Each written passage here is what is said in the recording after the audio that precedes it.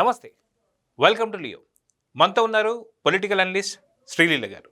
నమస్తే అండి. నమస్తే అండి. మనం చూసుకుంటే వైసీపీలో 2019 నుంచి 24 దాకా ఎన్నో రకాల అక్రమాలు, ఎన్నో రకాల డ్రామాలు చూస్తూ వస్తున్నాం. అది కోడికత్తిది కావచ్చు, లేదా వైఎస్ వివేకానంద రెడ్డి కావచ్చు, గులకరాయి కేసు కావచ్చు, చాలా రకాల డ్రామాలు చూస్తూ వస్తున్నాం.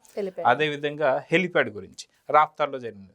దీనికి సంబంధించి ఆ హెలికాప్టర్ పూర్తిగా విండ్షీల్డ్ పోయిందని, రెక్కలు విరిచేశారని, పైలట్ బ్యాగ్ పోయిందని చెప్పి ఎన్నో రకాల ఆరోపణలు అయితే చేసుకుంటూ వస్తారు. దీనిపైన పైలట్లను కూడా విచారించడం జరిగింది.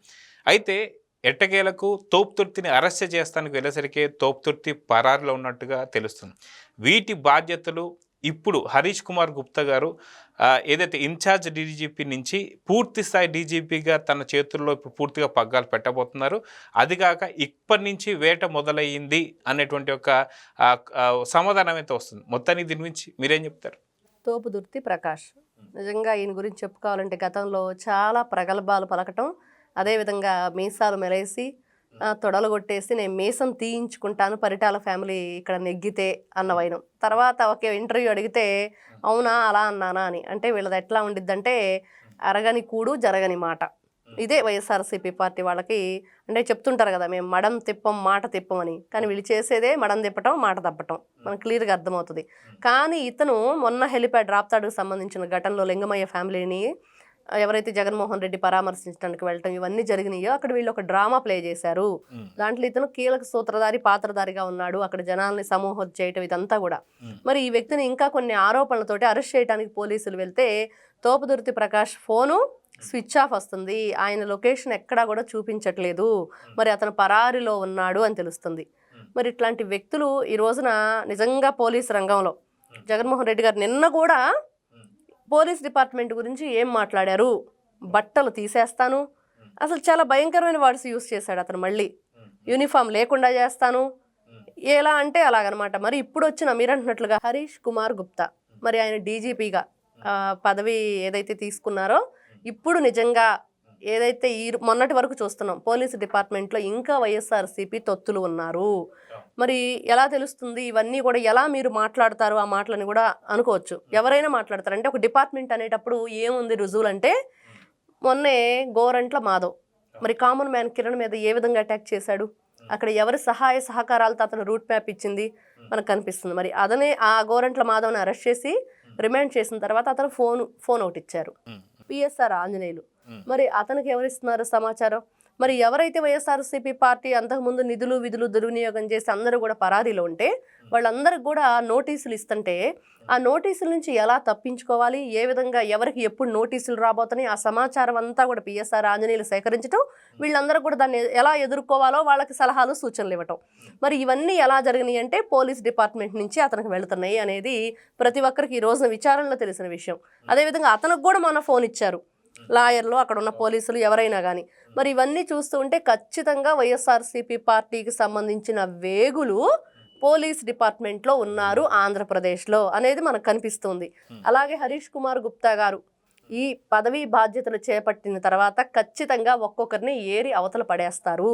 ఖచ్చితంగా ప్రతి ఒక్కరి మీద కూడా చట్టబద్ధమైన వీళ్ళు ఏదైతే తప్పులు చేశారో వాటన్నిటికి కూడా చర్యలు తీసుకోబడతాయి అనేది మనకి ఈ రోజున చూస్తున్నాం. ఒక్కొక్కటి ప్రతి దాని మీద కూడా మనం చూస్తే ఈ సింహాచలం దానికి సంబంధించి కూడా అన్నీ కూడా నివేదిక ఇవ్వాలని చెప్పేసి వీళ్ళైతే వాటి మీద అన్నీ ఇచ్చారు.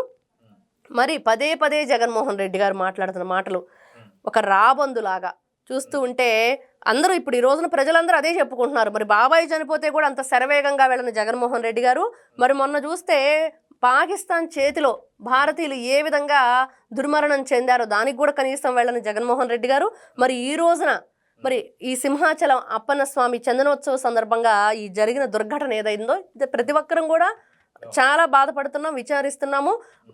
ఇవన్నీ కూడా జరుగుతున్నాయి. వాళ్ళ ఫ్యామిలీని పరామర్శించడానికి వెళ్తున్నారు. మరి ఇతను ఎందుకు ఇంత ఫాస్ట్గా వచ్చేసి అక్కడ వాలిపోయాడు? మరి అక్కడ వెళ్ళిన మనిషి ఏం చేశాడు? ఏమైనా ఎక్స్గ్రేషియా ప్రకటించాడా? మరి వాళ్ళ ఏదన్నా ఉద్యోగాలు కల్పిస్తానన్నాడా? లేకపోతే తనకు చెందిందే, తనకు బోలెడన్ని ఆస్తులు ఉన్నాయి కదా మరి జగన్మోహన్ రెడ్డి గారికి. అంటే నేను ఇప్పుడు అధికారంలో లేనని చెప్పుకోవడం లేదు, ఒక ఎమ్మెల్యేగా ఉన్నారు ఇప్పుడు ఆయన, మరి ప్రజాప్రతినిధిగా ఉన్నాడు. అతనితో పాటు వైఎస్ఆర్సీపీ పార్టీలు ఇంకా 10 మంది ఎమ్మెల్యేలు ఉన్నారు, అందరూ కలిపి 11 మంది ఉన్నారు. మరి మీకు సంబంధించి మీరైనా ఏదైనా సహాయ సహకారాలు అందించారా? ఏదన్నా ఒక ఎక్స్గ్రేషియా ప్రకటించారా? మరి వాళ్ళకి మేము అండగా నిలబడతామని చెప్పారా? అదేమీ చేయలేదు. వచ్చి ఏం చేశారంటే కేవలం కూటమి ప్రభుత్వం మీద దుమ్మెత్తి పోయటమే. మరి ఇతను చేస్తే గతంలో ఏం చేశారంటే ఆర్టీసీ వ్యవస్థని ఏ విధంగా భ్రష్టు పట్టించాడు. తుప్పు తినిపోయిన బస్సుల్లో ఏ విధంగా ప్రజలు వర్షాకాలంలో గొడుగులు వేసుకొని మరి ఆ రోజున ప్రయాణం చేశారు. మరి దానికి బాధ్యత జగన్మోహన్ రెడ్డి గారు వహించాలి. మరి ఇప్పుడు నిన్న అతను మాట్లాడుతున్న మాటలు ఏంటంటే కూటమి ప్రభుత్వం నారా చంద్రబాబు నాయుడు గారు ముఖ్యమంత్రిగా ఉన్నారు, ఆయన ఆధ్వర్యంలో జరుగుతున్న ఇవన్నీ కాబట్టి ఆయనే బాధ్యత వహించాలని. కానీ ముఖ్యమంత్రి, ఉప ముఖ్యమంత్రి లేకపోతే మినిస్టర్లు వీళ్ళందరూ అక్కడ పనులు చేయించడానికి కింద ఇంకా డిపార్ట్మెంట్లు ఉన్నాయి. ఆ డిపార్ట్మెంట్లు వాళ్ళ ఏదైతే ఉందో దానివల్ల ఇది జరిగింది, నిర్లక్ష్యం వల్ల. మరి అది కదా కావాలి. ఎవరు అవతల ఉన్న పెద్ద స్థాయిలో ఉన్న వాళ్ళు ఏం చేస్తారు? వీళ్ళని ఇలా చేయండి అని ఒక వీడియో కాన్ఫరెన్స్ పెట్టడమో వీళ్ళకి సూచనలు సలహాలు ఇస్తారు. కానీ ఆ డిపార్ట్మెంట్లో ఉన్నాళ్ళు దానిలో వాళ్ళు ఉండి చేయించుకోవాలి. అయితే ఇక్కడ నిన్న జరిగిన దుర్ఘటన మాత్రం ఖచ్చితంగా దాన్ని ఖండించాల్సిందే. ఎవరు నిర్లక్ష్యం వహిస్తే వాళ్ళపైన వేటు పడాల్సిందే, ఇది తప్పదు. అయితే అక్కడికి వచ్చినటువంటి ఒక వైఎస్ జగన్మోహన్ రెడ్డి గారు ఆయన మాట్లాడుతూ ఖచ్చితంగా కూటమి ప్రభుత్వం చాలా శరవేగంగా స్పందించింది, ప్రతి ఒక్కళ్ళకి 25 లక్షల ఎక్స్గ్రేషియా కూడా ప్రకటించిన తర్వాత కూడా వైఎస్ జగన్మోహన్ రెడ్డి మాట్లాడే మాటలు ఏంటి అంటే లేదు ఒక్కొక్కరికి ₹1 చొప్పున ఎక్స్గ్రేషియా అందించాలి, ఒకవేళ అందించకపోతే రానున్నది మా గవర్నమెంట్ వచ్చిన తర్వాత ఒక్కొక్కరికి ₹1 ఇస్తా అని చెప్పి మాట్లాడుతున్నాం. కానీ అదే సందర్భంలో ఏపీ ప్రజలు ఏమడుగుతున్నారంటే ఏదైతే విజయవాడ వరదలకు సంబంధించి ₹1 అని చెప్పాడో దానికి ఇప్పటిదాకా ఎక్కడ కూడా లేదు, తల్లి చెల్లికి సంబంధించిన ఆస్తులు కూడా ఇప్పటిదాకా ఎక్కడ తేల్చలేదు. సో ఖచ్చితంగా జగన్ని నమ్మే పరిస్థితి అయితే లేదంటున్నారు. మీరేమంటారు? తల్లికి కూడు పెట్టినాడు, పిన్నమ్మకి గాజులు చేయిస్తాడు, బంగారు గాజులు చేయిస్తానన్నాడంట. అలా ఉంది జగన్మోహన్ రెడ్డి గారు చెప్పటం. కన్న తల్లికి తోడబుట్టిన చెల్లికి వాళ్ళు ఓటు వేయలేదు, వాళ్ళకు నువ్వు ఏ హెల్ప్ చేయలేదు, వాళ్ళని వాడుకున్నాడు 2019 ఎలక్షన్కి. మరి ఏ రాజకీయాలు తెలియని ఒక స్త్రీగా చెప్పాలంటే షర్మిలారెడ్డి గారు మరి ఆ రోజున ఏమీ ఆవిడకి తెలియని ఆవిడ్ని ఆ రోజున రాజకీయాల్లోకి అరంగేంట్రం చేయించింది జగన్మోహన్ రెడ్డి గారు. మరి ఈ రోజున అంతా అయిపోయింది, నీతో పని, నీ ఆస్తులు నాకు ఇచ్చేసాయి, మరి నువ్వు వెళ్ళిపో, రాజకీయాల్లో ఉండటానికి వీల్లేదు, నేను ఒక్కడే రాజకీయాల్లో ఉండాలని మాట్లాడుతున్నాడు. ఇలాంటి వ్యక్తి నిజంగా కన్న తల్లికి కూడు పెట్టినాడు, పిన్నమ్మకి బంగారపు గాజులు చేయిస్తాడంట అన్నట్లుంది. ఇతను ఏదో డబ్బులు ఇస్తాను, నేను వస్తాను, ఏదో చేస్తాను అంటే ఏం చేస్తాడు? వచ్చి చేసేది ఏమీ లేదు. ఇప్పుడు చూస్తున్నాం, మరి ఏంటో బెంచ్ కార్ ఇస్తాను, కేజీ బంగారం ఇస్తానని మాట్లాడాడు. గతంలో మనం చూసాం ఇవన్నీ. మరి ఇట్లాంటివి కనీసం పోలీసు డిపార్ట్మెంట్ని పదే బట్టలోడు తీసి సమాజం ముందు నిలబెడతాను, నిన్న కూడా అవే మాటలు మాట్లాడారు. మరి కనీసం పోలీసు జాగిలాలకు పెట్టే ఫుడ్లో కూడా వీళ్ళు అక్కడ నిధుల్ని దుర్వినియోగం చేశారు. అలాగే ఆ జీబులు, వాళ్ళు ఏవైతే జీప్స్ యూజ్ చేస్తారో వాటిని కూడా తుప్పు పట్టించారు. ఆర్టీసీ బస్సులు సర్వనాశనం చేశారు. ఎక్కడ చూసినా ప్రతి ఒక్కటి. ఎక్కడ ఇప్పుడు జంగారెడ్డిగూడెంలో నాటుసారా దాగి మరణాలు, ఎంతమంది చనిపోయారు? మరి ఆ విషయాన్ని ఇతను ఏం చేశాడంటే కేవలం అవి సాధారణ మరణాలు, ఏదో వాటర్ ప్రాబ్లమో అక్కడ ఏదో చెప్పుకొచ్చాడు, ఫుడ్ ప్రాబ్లం అని. మరి మగవాళ్లే ఎందుకు చనిపోయారు, ఆడవాళ్ళు ఎందుకు చనిపోలేదంటే ఎవ్వరూ కూడా సమాధానం చెప్పలేని పరిస్థితి. ఎందుకంటే ఖచ్చితంగా మనకు కనిపిస్తుంది మగవాళ్ళు అక్కడ నాటుసారా తాగారు, కల్తీ మద్యం సేవించారు. మరి మనం చూస్తే చెట్టు తొర్రల్లో దాచిపెట్టారు ఈ వైఎస్ఆర్సీపీ పార్టీకి చెందిన వాళ్ళు. అవి కూడా డ్రోన్ల సహాయంతో జల్లెడ బట్టి మరి పట్టుకొని బయటికి తీసిన పరిస్థితి. నైట్ అంతా కూడా వీళ్ళు ఆ నాటుసారా కాయటం, అదంతా కూడా సరఫరా చేయటం, తెల్లారే పాటికల్లా వాటన్నింటినీ ఆ పెద్ద భారీ ఆ వృక్షాల చెట్టు తొర్రల్లో దాన్ని దాయిష్టం. మరి ఇట్లాంటి భయంకరమైన పనులు చేసింది జగన్మోహన్ రెడ్డి గారి ప్రభుత్వం. మరి అతను ఈ విధంగా మాట్లాడటానికి ఎక్కడా కూడా అర్హత లేదు జగన్మోహన్ రెడ్డి గారికి. అని ఈ రోజున ₹1 ఇచ్చేది కూటికే గతి లేదు. ఆ రోజున ప్రతి ఒక్కరికి అవసరమైంది కూడు, గూడు, నీడ, ప్రతి గుడ్డ, ఇది అందరికీ తెలిసిన విషయమే. కానీ అలాంటి ప్రజలకి గూడు కట్టించిన నారా చంద్రబాబు నాయుడు గారు ప్రజావేదికని రాగానే విత్ ఇన్ అవర్స్లో కూల్చివేయటానికి సిద్ధపడి కూల్చివేసేశాడు. మరి కడుపు నిండా పట్టెడు అన్నం. మరి ఎవరైతే అప్పట్లో మనం చెప్పుకునే వాళ్ళమో మన ఎన్టీ రామారావు గారు, మరి ఆయన అప్పట్లో తీసుకొచ్చారు కిలో బియ్యం ₹2 అని చెప్పేసి. మరి ఆయనకి ఈ రోజున స్ఫూర్తి ప్రదాతగా ఆయన పేరు మీదుగా అన్నా క్యాంటీన్లు పెట్టేసి ₹5కి అన్నం పెడుతుంటే అవన్నీ కూడా కూల్చేసిన సంఘటనలు. మరి ఇట్లాంటి వ్యక్తి ఈ రోజున ₹1 ఇస్తాడా?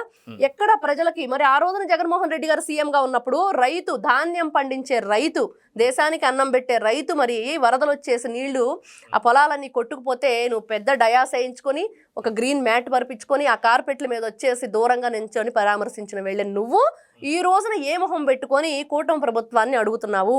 ఏ విధంగా నువ్వు పరామర్శించడానికి వచ్చావు? మరి మొన్న కాల్పుల్లో చనిపోయిన ఉగ్రవాదులు దాడుల్లో చనిపోయిన వాళ్ళని నువ్వు పరామర్శించడానికి రాలేదు. ఎందుకంటే అక్కడ కూటమి ప్రభుత్వాన్ని మాట్లాడటానికి మాటలు లేవు.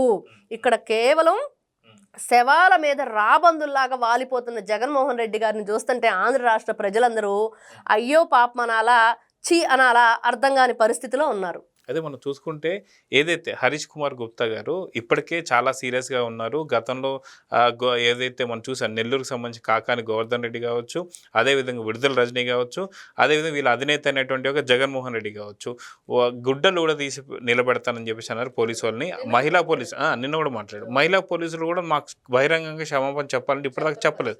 అయితే దీని మీద చాలా సీరియస్గా ఉన్నటువంటి ఒక హరీష్ కుమార్ గుప్తా గారు ఎవరైతే ఉన్నారో ఈరోజు ఇన్ఛార్జ్ డీజీపీ నుంచి డీజీపీగా పూర్తిగా పదోన్నతులు తీసుకున్న తర్వాత మాత్రం దీని మీద చాలా పెద్ద ఎత్తున సీరియస్గా ఒక చర్య తీసుకోబోతున్నారు. ఒక సంఘటనతో పాటు వైఎస్ వివేకానంద రెడ్డి గారి హత్య కేసుకు సంబంధించి కూడా చాలా ఫాస్ట్గా తీసుకోవడానికి హరీష్ కుమార్ గుప్తా గారు తీసుకుంటున్నారు. సో ఖచ్చితంగా వేట మొదలైందని చెప్పి అనుకోవచ్చు ఇప్పటి నుంచి. ఖచ్చితంగా మనం అనుకున్నాం బావ కళ్ళల్లో ఆనందం కోసం మొద్దు సీన్ ఏం చేశాడు అని. అదేవిధంగా ఈ రోజున ఏ కళ్ళల్లో ఆనందం కోసం ఎంతమంది ఎన్ని రకాలుగా రాష్ట్రాన్ని సర్వనాశనం చేశారు. ప్రతి ఒక్కటి వాళ్ళ ఎంపీని అరెస్ట్ చేసి ఏదైతే మనం చూస్తే కస్టోడియల్ టార్చర్ దగ్గర నుంచి సాక్షాత్తు ఏమొచ్చాలేని నారా చంద్రబాబు నాయుడు గారు అక్రమ అరెస్ట్ నుంచి టీడీపీ పార్టీ నేతలు ఎంతమంది అక్రమంగా అరెస్ట్ అయ్యి ఎంతమంది గురయ్యారు వీళ్ళ హింసకి. ఇవన్నీ కూడా సొంత బాబాయి చనిపోతే కూడా ఈ రోజుగా అనుమానాస్పదంగా 6 మరణాలు, ఎక్కడ కూడా మిస్టరీ మర్డర్స్ అనమాట. ఇవన్నీ ఇన్ని రకాలుగా ఉన్న ఈ రోజు నిజంగా పోలీసు వ్యవస్థలో ఒక మార్పు వచ్చింది. ఆ మార్పు ఖచ్చితంగా వీళ్ళందరి చేతులకి బేడీలు వేయించింది అనేది ప్రజల్లో గట్టి నమ్మకం అయితే ఏర్పడింది. సో చూద్దామండి. ఖచ్చితంగా డీజీపీగా హరీష్ కుమార్ గుప్తా గారికి కూడా మన లియో తరఫున శుభాకాంక్షలు అందజేస్తూ ఖచ్చితంగా కఠిన చర్యలు అయితే తీసుకోవాలని కోరుకుందాం. నమస్తే. నమస్తే. Please subscribe to Leo News for more videos.